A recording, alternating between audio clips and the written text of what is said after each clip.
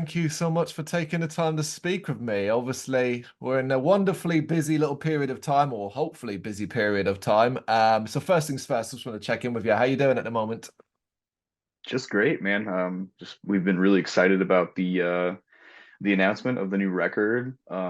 People have been responding very positively to the first single, "Fouled Sanctity." Yeah, we're very excited to be gearing up for everything that comes with releasing a record. Speaking of, it can be a long and winding road to releasing a record, from way before an announcement is even made. But obviously, once it's announced, then you have to push it in so many different ways. It can be extremely dry. As an entire group, the entire camp, how have you been able to find ways to enjoy this kind of build up? Um, that's a good question because we recorded the record with Mike Lowe probably back in like the first quarter of 2023. Mm. And I think we ended up, finishing it and sending it to Prosthetic by April of last year. And the turnaround time was very long. We're like, okay, here's the record, and they were like, okay, well, we can put it out in March of 2024. So we've been sitting on this thing for almost a year. But between the time that we turned in the record and the time that it will be released in March, we spent a lot of time going on tour, just playing a bunch of shows. And in between all of the show happenings, we've been staying busy writing the next record. And there was a lot of incentive to get started on the next one, knowing that maybe the turnaround time would take a while, once we turned it Mm. into the record label, because vinyl turnaround times and just scheduled releases that the record label already has in place. Um, so I don't know, it kind of once we delivered the Way of Ancients to Prosthetic, it kind of just made us want to work harder on the next one, basically.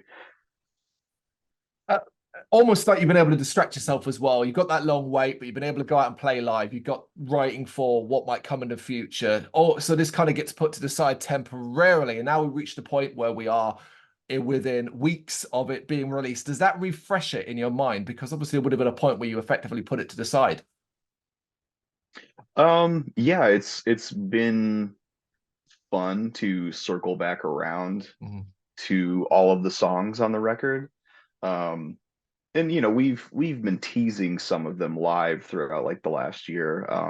We just did like a little weekend run of shows with our friends in Storm Ruler and Grave Ripper, and we ended up playing like three of the new ones just to test them out on an audience and see what the reaction Mm. is. And so that's been fun to see how a live crowd is going to react to these songs.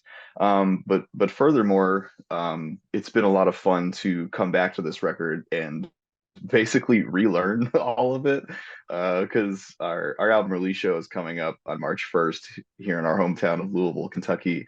And we are like, okay, well, let's just play the whole album.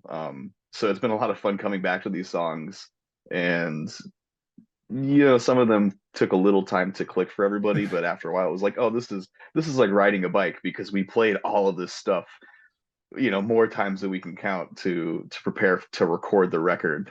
Uh, so yeah, it's fun coming back to that. Yeah. And I guess we're a little tired playing some of the tracks that we've been playing live. Mm. So we're just really, really excited to like have some new songs for our set list and Yeah. show it to everybody in the flesh. Yeah, I'm looking forward to seeing the reaction to it because I have heard it. It is, of course, your excellent epic new album, The Way of Ancients, out March 1st via Prosthetic Records. So I want to ask you then, how was the overall creative process for this record? Did you begin with a clear vision? I think so. Conceptually, I had the idea of what I wanted to write about for a while. Actually, as far back as Border World, because Mm. when we started getting songs together for that, that was the EP we released in 2022. That was our first release with Prosthetic. But back when we started that, I think our initial plan was to just do a second full-length album, but it turned out to be an EP. So I put the idea for all the lyrics, like all the concept stuff, put that on the back burner so it could really be fleshed out over the course of a full-length album. Um, so like at least like the lyrical concept has been brewing for a while.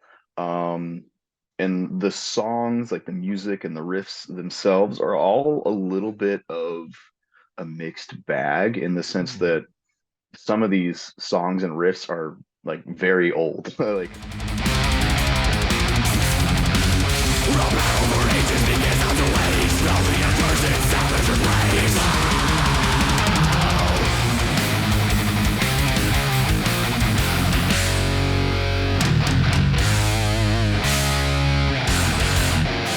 so yeah, Fouled Sanctity, the single we just released for the record. Yeah, Jamie DeMar, our guitar player, he's been sitting on those riffs for since before Volcandra was even a band. Mm. So I imagine it's got to be pretty cathartic, for him to see that song see the light of day. Um, so that's been cool. And there's a few songs on the record that like technically are very old. Uh, but then there's also ones that we kind of wrote specifically for the album, specifically for a certain place in the concept of the record.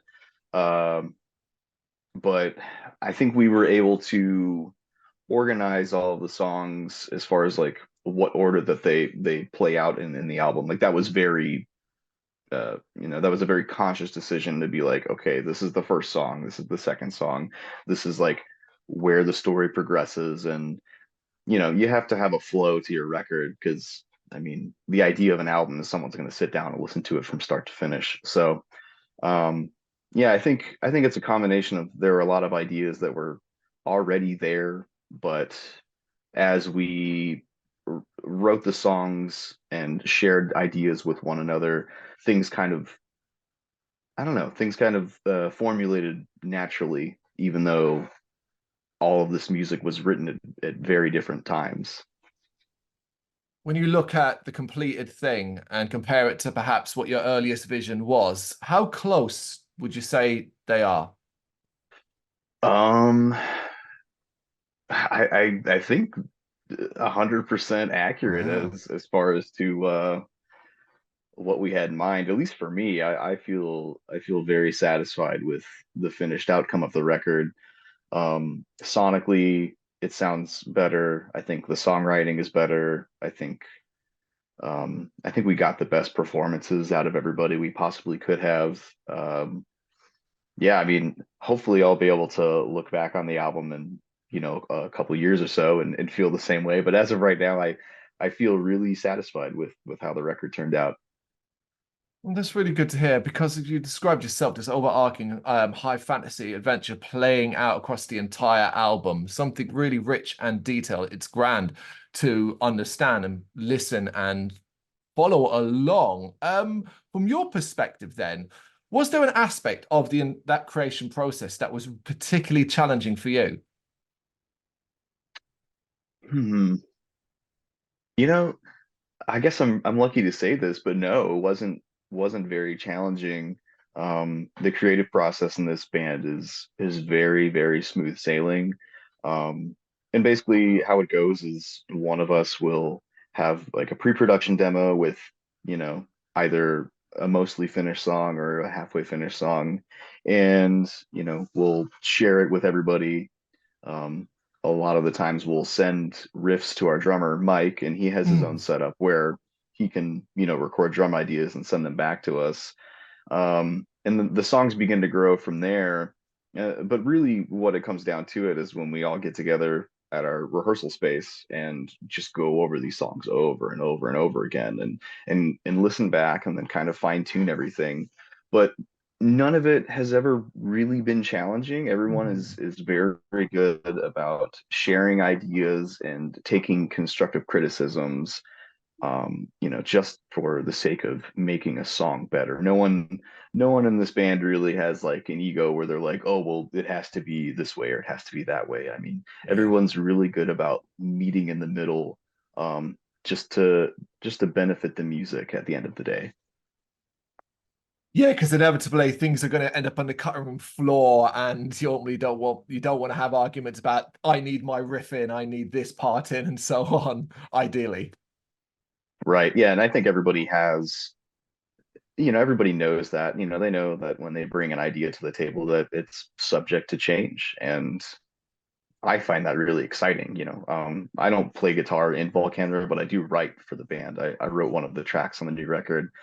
And some of the changes that ended up being made to that are like some of my favorite things about the song. So it's really rewarding when like you bring an idea in and somebody else comes up with something that just makes a huge difference. And honestly, some of those changes are very like minute. It'll just be a couple of hits or stops or whatever.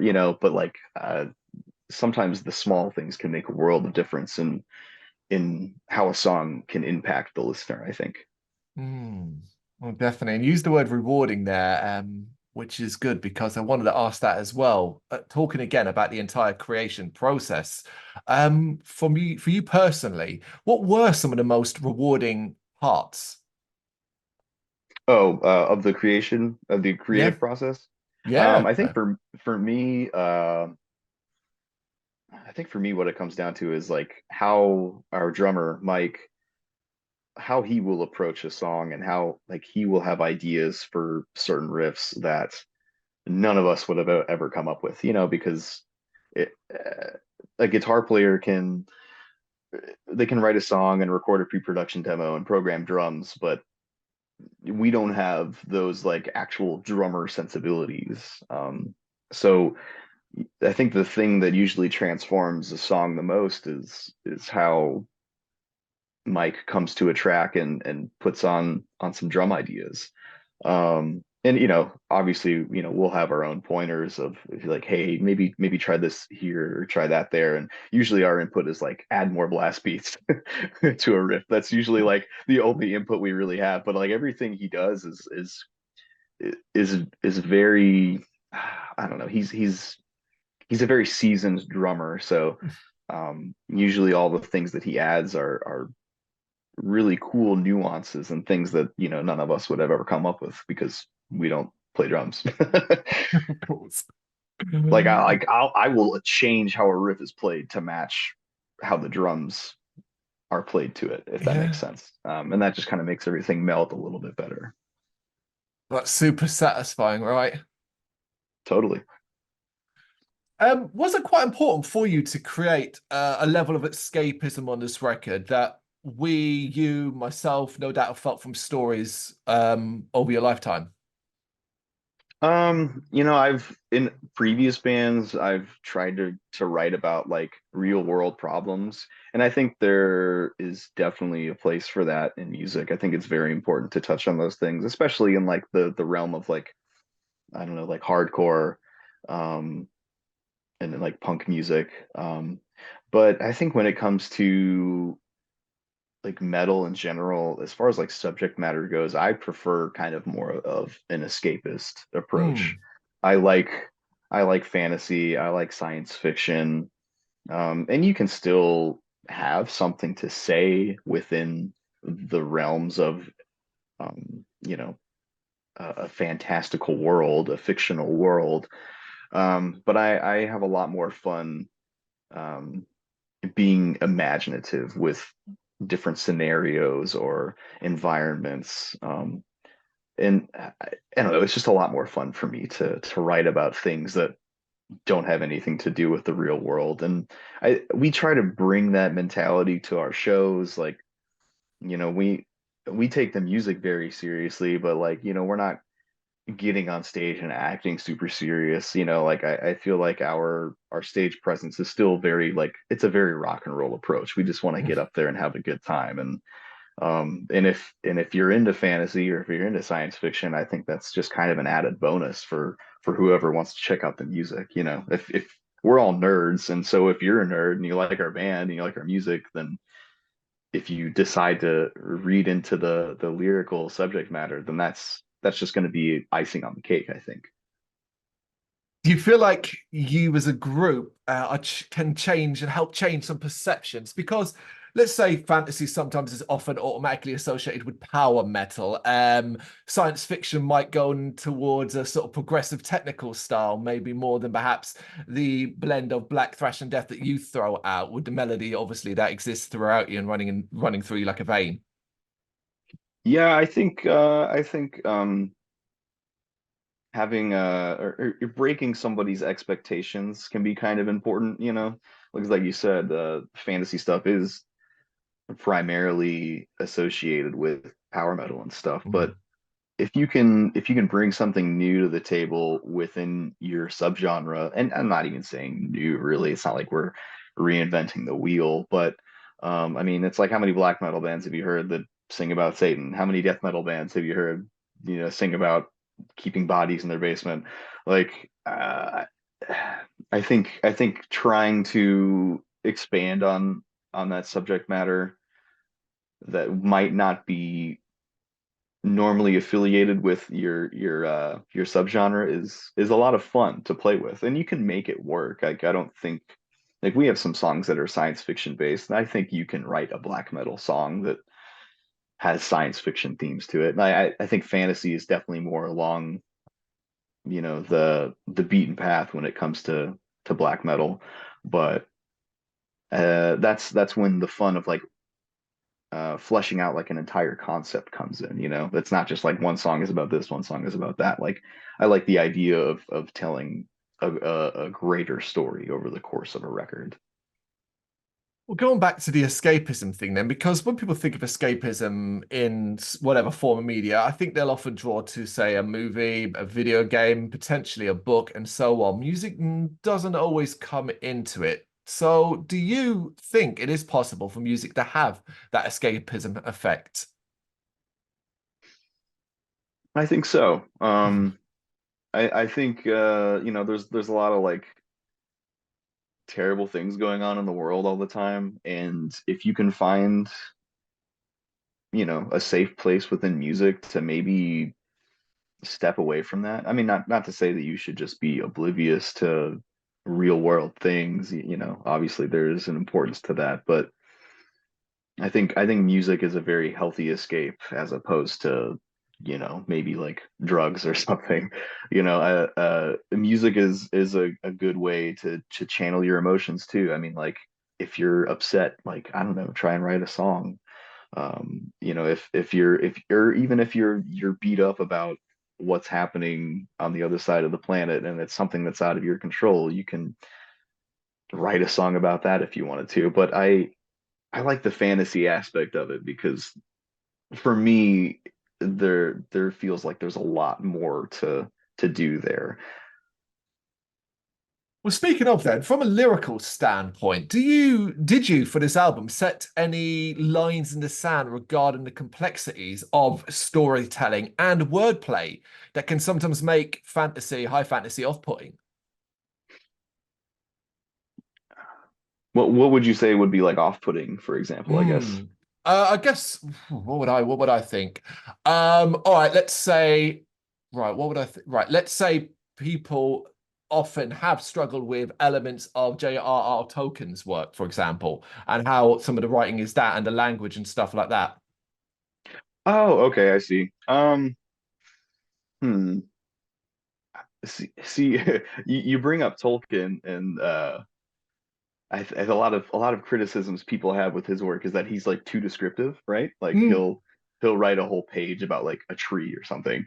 Uh, but on like the reverse side of that, I had a lot more fun with that kind of thing on this record. I had a lot of fun like describing, the terrain and the environments and like the smells of like what is happening in the story. Like, and the guys in the band, they let me write all the lyrics, so I basically had free reign of like what to do. Obviously, like, hey, don't sing over a guitar solo, or maybe like don't have vocals over this riff. Like those discussions were had. But I was able to really describe everything about as much as I think I could have. I said this in a previous interview, but there's a line in Fouled Sanctity that talks about like, like the stench of the dungeon, basically.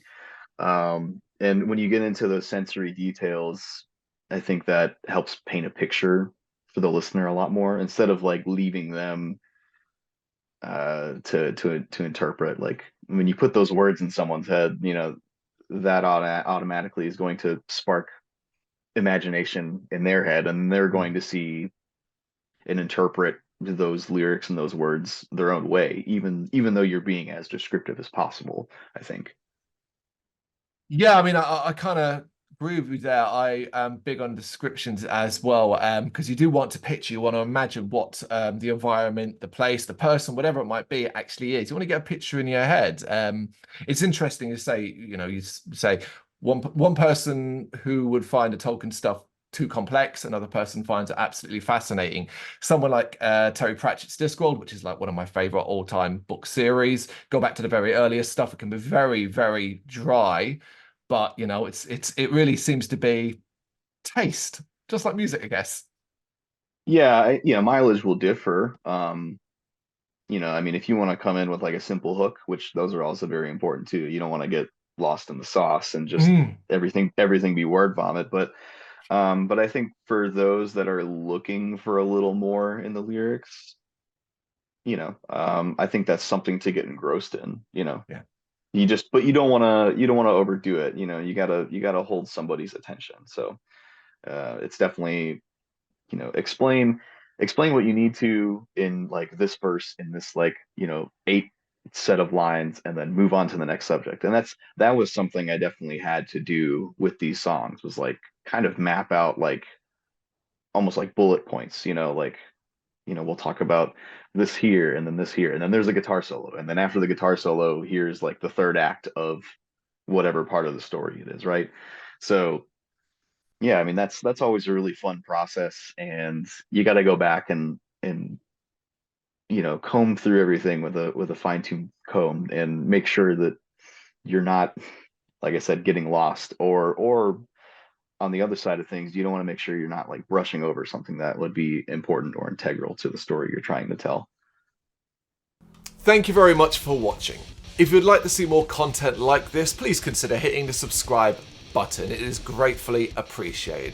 You can find us over at gbhbl.com, our full website where reviews, news, and so much more goes up daily. We're also on all social media platforms: Facebook, Instagram, Twitter, Threads, at GBHBL. Just search for GBHBL and you will find us out there. We also have merchandise on sale. You can access the shop via the website.